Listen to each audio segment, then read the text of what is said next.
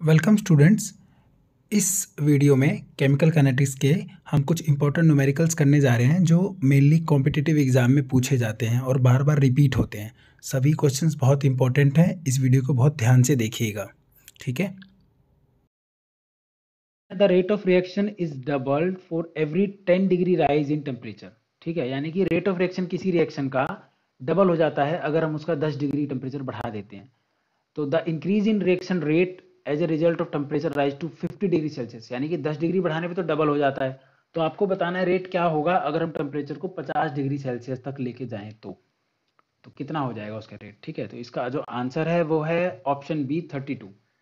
Answer तो हमने बता दिया, बट क्योंकि ये न्यूमेरिकल है तो हमें इसे सॉल्व करना पड़ेगा। सॉल्व कैसे करेंगे, चलिए मैं आपको दिखाता हूँ सॉल्व कैसे करते हैं। सॉल्व ऐसे करते हैं, देखिए, for every 10 degree rise in temperature rate of reaction double, so the temperature coefficient कितना हो गया 2, क्योंकि डबल हो रहा है तो टेम्परेचर कोफिशिएंट हो गया 2। अब हमने इनिशियल रेट है उसको मान लिया R1, और जो न्यू रेट यानी कि जो रिवाइज होके ये 50 डिग्री सेल्सियस रेट आएगा उसको मान लिया R2। तो इसका जो फॉर्मूला होता है वो होता है new rate is equal to old rate, यानी कि जो रेट 1 था, इनटू में 2 की power temperature difference divide by 10। ठीक है, जो भी टेम्परेचर डिफरेंस होगा वो, तो टेम्परेचर डिफरेंस हम 0 से 50 डिग्री लेके जा रहे हैं तो 50। अगर ये कहता है कि 10 से 250 लेके जाना है तो यहाँ पे 40 आ जाता। तो न्यू रेट क्या हो जाएगा, R2 is equal to R1 into में 2 की पावर 50, क्योंकि 0 से 50 ले गया था तो 0 से 50 ले जाने में पूरे 50 डिग्री का डिफरेंस आ रहा है। 50 डिग्री डिवाइडेड बाई 10 डिग्री, तो इनको सॉल्व कर लेंगे। 2 की पावर 5 डॉट R1 डॉट का मतलब है मल्टीप्लीकेशन, 2 की पावर 5 को सॉल्व करेंगे तो आंसर आएगा 32 R1, यानी कि जो R2 है, नया वाला R2 है, वो पुराने वाले R1 के जो भी R1 है उससे 32 मल्टीपल ज़्यादा होगा। ठीक है, सिंपल क्वेश्चन है।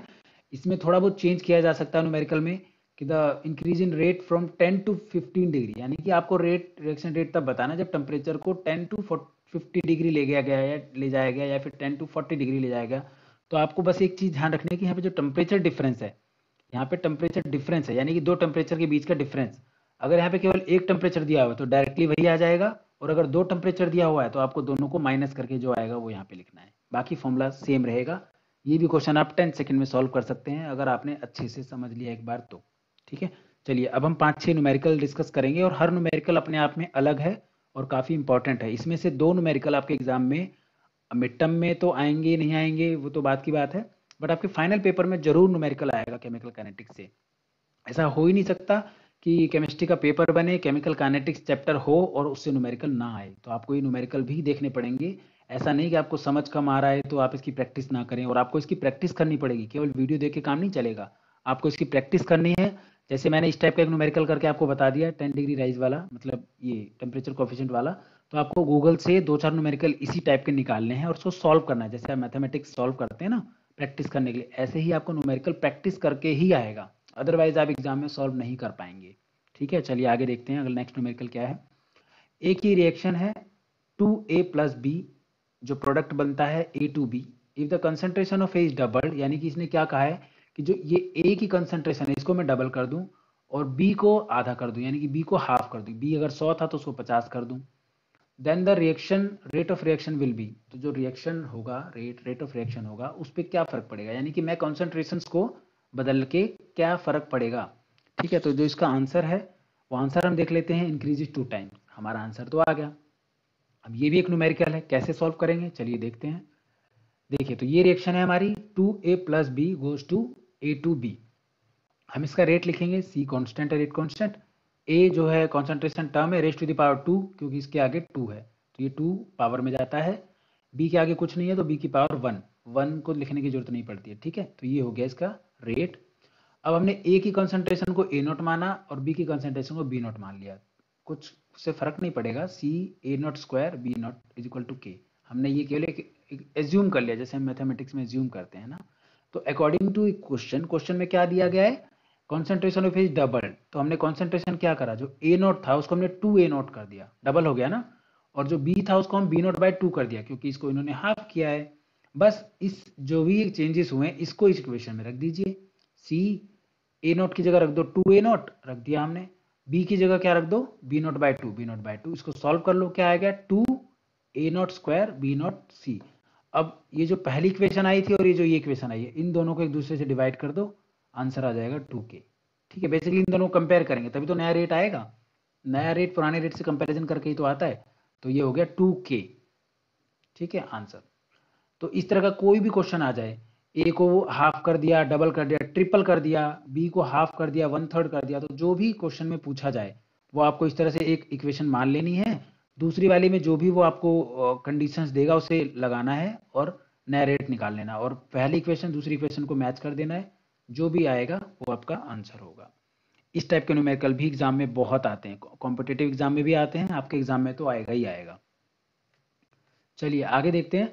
Half life period of A first order reaction is 10 minute, यानी कि एक हाफ लाइफ, एक फर्स्ट ऑर्डर रिएक्शन है जिसका हाफ लाइफ इसने दिया हुआ है, हाफ लाइफ होता है टी हाफ बोलते हैं उसको। ठीक है, 10 मिनट है। What percentage of the reaction will be completed in 100 minute, यानी कि इसका टी हाफ है 10 मिनट, और ये कह रहा है कि जब 100 मिनट हो जाएंगे तब रिएक्शन कितना हो चुका होगा, कितना रिएक्शन हो चुका होगा 100 मिनट में, जबकि 10 मिनट में उसका आधा जो रिएक्टेंट है वो प्रोडक्ट में कन्वर्ट हो जाता है। ये भी न्यूमेरिकल है, कैसे सॉल्व करेंगे इसका आंसर देख लेते हैं पहले। ऑप्शन डी 99.9% रिएक्शन कंप्लीट हो चुका होगा, लेकिन ये आया कैसे आंसर, रट तो सकते नहीं ना न्यूमेरिकल को। चलिए देखते हैं। देखिए मैंने खुद इसका सॉल्यूशन किया है। तो जो फर्स्ट ऑर्डर रिएक्शन होता है उसका टी हाफ का जो फॉर्मूला होता है वो कुछ इस तरीके का होता है, 0.693 divide by T half is equal to 2.303 by T log A over A minus X. तो जो ए है वो इनिशियल कंसेंट्रेशन है और ये है फाइनल कंसेंट्रेशन ए माइनस एक्स, यानी कि जब कुछ पर्टिकुलर टाइम बाद हम देखेंगे तो जो इनिशियल कंसेंट्रेशन है वो एज इट इज नहीं रहेगी ना, उसमें से कुछ एक्स पार्ट कम हो चुका होगा एक पर्टिकुलर टाइम के बाद, इसलिए ए ओवर ए माइनस एक्स है। तो 0.693 डिवाइडेड बाई 10, 10 क्यों, क्योंकि टी हाफ हमें 10 मिनट दिया हुआ है, 10 is equal to 2.303 by T, T 100 क्यों, क्योंकि 100 मिनट बाद उसने पूछा है आपसे 100 लॉग, शुरू में हमने इनिशियल कंसेंट्रेशन 100 ले लिया और डिवाइड बाय ए 100 ही है माइनस एक्स, तो हमें एक्स कैलकुलेट कर लेना है। अब क्रॉस मल्टीप्लिकेशन डिवाइड करना है जिससे आंसर ये आ जाएगा। अब मैथमेटिक्स है डिवाइड करना, मल्टीप्लाई डिवाइड तो आप कर लेंगे खुद से, तो आंसर 99.99 आएगा। आपको न्यूमेरिकल में करना क्या है ये देखना है कि किस न्यूमेरिकल में क्या पूछा गया है और उसको सॉल्व करने का रूट क्या है, तरीका क्या है। ठीक है, अगर आप तरीके को समझ लेंगे तो स्टार्ट आपने ठीक कर दिया तो आंसर सही आएगा ही आएगा।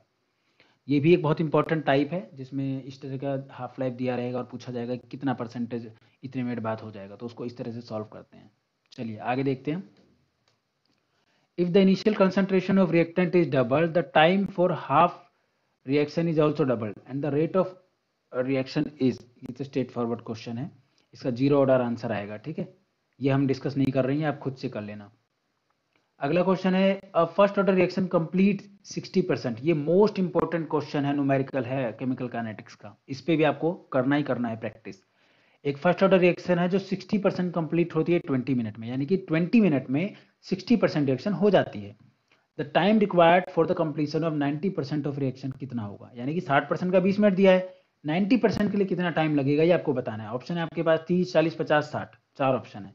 आंसर क्या है 50 मिनट, आंसर ऑप्शन सी है। कैसे आया 50 मिनट, हमें ये पता लगाना है। चलिए पता लगाते हैं, सॉल्व करते हैं इसको। तो देखिए रेट क्या होगा, 2.303 divided by T log of A note over A T, यानी कि एक पर्टिकुलर टाइम पे उसका कंसंट्रेशन, इसको ए ओवर ए माइनस एक्स भी लिखेंगे तो भी वही बात है, कुछ नया नहीं है इसमें, सेम बात है।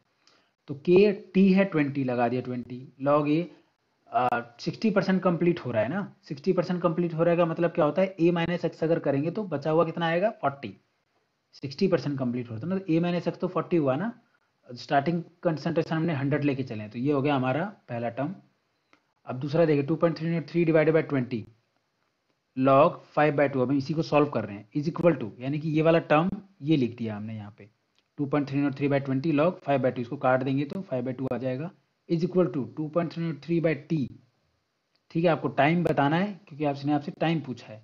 लॉग 90 की जगह हम a माइनस एक्स में a माइनस एक्स, एक्स को 90 रखेंगे तो 100 में से 90 जाने के बाद 10 बचेगा। ठीक है, तो a माइनस एक्स 10 हो जाएगा, ऊपर 100 ही रहेगा, तो ये कट जाएगा, लॉग 10 आ जाएगा। तो इसको सॉल्व कर लेंगे 1/t के लिए। अब ये सॉल्यूशन तो करना ईजी है, 1/t यहीं पे है, बाकी सब लेफ्ट राइट कर दिया हमने। log 5 माइनस log 2, ये वैल्यूज देख के माइनस कर लेना, t के लिए सॉल्व करेंगे तो आंसर लगभग इतना आ जाएगा। न्यूमेरिकल में ये सॉल्व करना इंपॉर्टेंट नहीं है, सॉल्व तो आप कर ही लेंगे, फर्स्ट ईयर में आप आ गए हैं तो इतना तो आपको आता ही है कि मैथमेटिक्स आप कर लेंगे, इंपॉर्टेंट है फॉर्मूला याद रखना, और इसमें फॉर्मूले में हर टर्म को समझना कौन सी टर्म क्या है। ठीक है, तो मैं आपको फिर से बता देता हूँ, जो ऊपर है ये है इनिशियल कंसंट्रेशन जो कि हमने 100 माना है, और a माइनस एक्स या ए टी कैसे निकालेंगे, एक पर्टिकुलर टाइम पे कितना बचा इनिशियल कंसंट्रेशन। तो 100 अगर शुरू में था और 60% कंप्लीट हो गया तो बचा कितना 40%, इसलिए यहाँ पे ये 40 है। और दूसरे वाले केस में 90 पूरा हो गया तो 10 बचा है। तो ये बस ध्यान रखने वाली बात है बस। चलिए नेक्स्ट न्यूमेरिकल देखते हैं। The half life period of a substance is 50 minute at a certain initial concentration, यानी कि हाफ लाइफ 50 मिनट है। बस इस लाइन से हमें ये निकला है inference. When concentration is reduced to one half, half life is found to 25 minute, यानी कि जब हमने कंसंट्रेशन को हाफ कर दिया तो उसका जो हाफ लाइफ है वो 25 मिनट आया। तो आपको ऑर्डर बताना है। ठीक है, ये क्वेश्चन पढ़ के आप कंफ्यूज ना हों, बहुत इजी क्वेश्चन है, जीरो ऑर्डर रिएक्शन होगा इसका। अभी एक जीरो ऑर्डर से हमने एक और न्यूमेरिकल किया था, इसके बारे में मैं बता दूं। On reducing the concentration to one half, the t half value becomes one half of the original value, और t half directly proportional to initial concentration. तो ये फिर से वही फॉर्मूले, जो उन फॉर्मूले की बात कर रहा हूँ मैं, जो जीरो ऑर्डर, फर्स्ट ऑर्डर और सेकंड ऑर्डर के लिए आपको याद करने के लिए मैंने कुछ स्लाइड पहले ही बोला था। वो फॉर्मूले याद कर लीजिए, आपके 7-8 क्वेश्चन तो इस वीडियो में जो भी डिस्कस किए हैं डायरेक्ट सॉल्व हो जाएंगे। ठीक है, तो आप सबसे पहले एक पेपर पे वो सारे फार्मूले लिखिए और उन फॉर्मूलों को समझने की कोशिश कीजिए, बहुत सारे क्वेश्चंस आपके उससे सॉल्व हो जाएंगे। नेक्स्ट क्वेश्चन है, the rate of reaction increases by 2.5 times, या फिर 2.5 गुना हो जाता है जब टेम्परेचर को हम 300 से 310 केल्विन पे लेके जाते हैं। यानी कि जब हम किसी रिएक्शन का टेम्परेचर 300 केल्विन से 310 केल्विन कर देते हैं, 10 डिग्री बढ़ाते हैं या फिर 10 केल्विन बढ़ाते हैं, तो जो रेट है वो 2.5 गुना हो जाता है। इफ के is the rate constant at 300 kelvin, अगर 300 केल्विन पे ये के है तो 310 पे वो कितना होगा, ये आपको बताना है। के, 2K, 3K और 2.5K।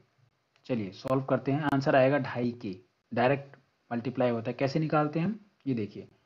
बेसिकली टेम्परेचर कोफिशिएंट क्या होता है, के एट 10 डिग्री सेल्सियस, के एट 0 डिग्री सेल्सियस, मतलब दो रेट जिनके बीच में 10 डिग्री का डिफरेंस हो, उसे हम कहते हैं टेम्परेचर कोफिशिएंट। टेम्परेचर कोफिशिएंट की डेफिनेशन है, इसे भी क्वेश्चन में पूछा जा सकता है आपसे कि टेम्परेचर कोफिशिएंट क्या होता है। उसके बाद 3-4 ऑप्शन दे देगा, ये वाला करेक्ट ऑप्शन होगा। गिवन कंडीशन क्या है, 310 केल्विन पे 300 केल्विन पे, ये इसका रेशो है। तो 310 केल्विन पे क्या होगा, अगर 300 केल्विन पे के है तो 310 पे क्या होगा, जस्ट इसको इधर ले जाओ, मल्टीप्लाई कर दो, answer. Rate constant at 310 K will be 2.5 time to the rate constant at 300 kelvin. ये तो स्ट्रेट फॉरवर्ड न्यूमेरिकल था। अगला है, for a first order reaction the time taken to reduce the initial concentration to a factor of 1/4 is 10 times.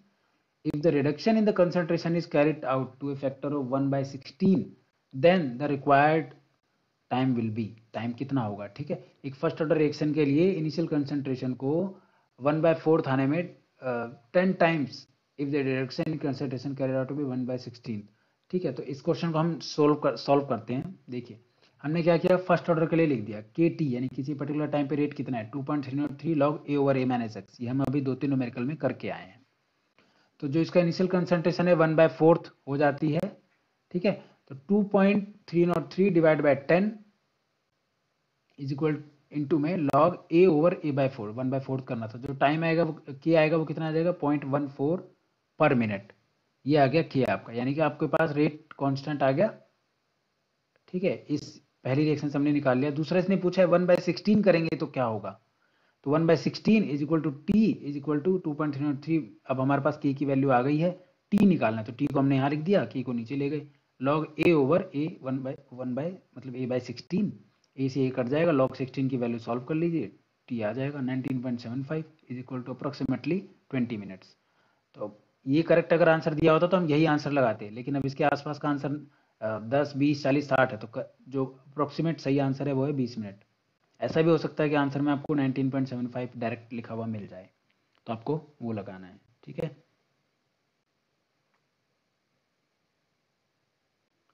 अगला question है, a 300 gram radioactive sample has a half life 3 hours, यानी कि 300 ग्राम का radio active sample है, उसकी जो half life है वो है 3 आवर्स। आफ्टर 18 आवर्स कितनी क्वांटिटी उसकी बचेगी।